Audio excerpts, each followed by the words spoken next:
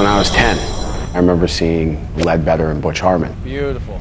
I was so nervous I was stuttering, you know what I mean? So Feel everything perfect, eyes closed. more than anything is that's what I wanted to do, and I saw two people doing it. And as soon as you see two people doing something you want to do, you have to recognize that there's probably not a lot that separates them from you. That was good, yeah? Born and raised in Toronto, Canada, Sean Foley developed an early passion for golf. My dad took me to the driving range when I was 9. I remember the 1-3 wood that I actually got in the air, and that was it for me. At 14, I went from probably a 12 to about a 3 handicap in less than a year. That's where it really started to click. Foley's persistence between the ropes earned the Canadian a golf scholarship to Tennessee State, a historically African-American university. I couldn't have learned more at Yale University than I did at Tennessee State. There's street education, there's book education.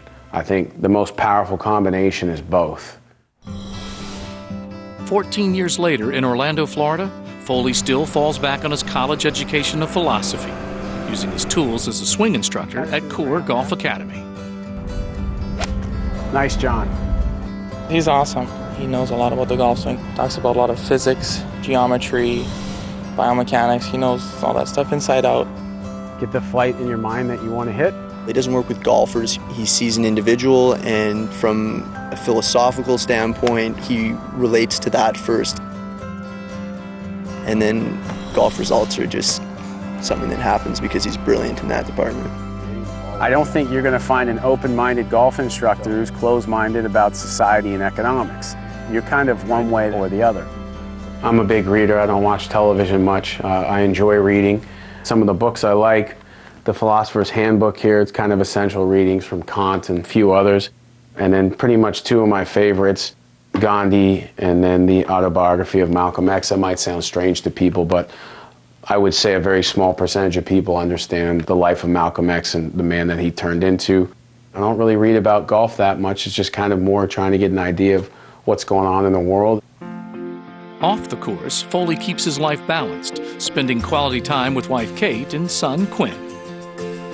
My priorities are my family first, my PGA Tour players and my other players who are making a living in professional golf, and then everything else after that waits. And the funny thing is, Ryan, that's pretty square at the top too, right? Yeah, it's just one of the big things that I've sort of learned and taken away from Sean, just to be generous to whoever you meet throughout life, and he's helped me with my game tremendously. That's just launched, bud. Working with these kids and knowing how I could help them get to that point was very much helped me with my confidence in working with tour players. He's making my swing more compact so I could hit it more solid, but before the season he was just trying to boost my confidence up. That's helped a lot. On her club face, she's pretty much worn out the center of the club face, so that basically means that her and her golf clubs get along very well, okay?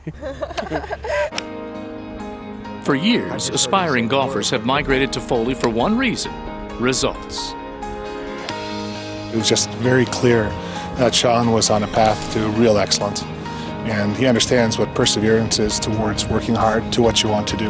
The opportunity is really in the optical of the kid sees someone doing what they want to do, and that kind of starts the belief system on, hey, I can do that too.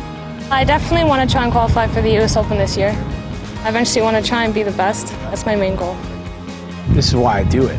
When you can influence directly someone's life and ultimately mean a lot to them like that, to me, there's no paycheck that can make you feel like this. That's pure.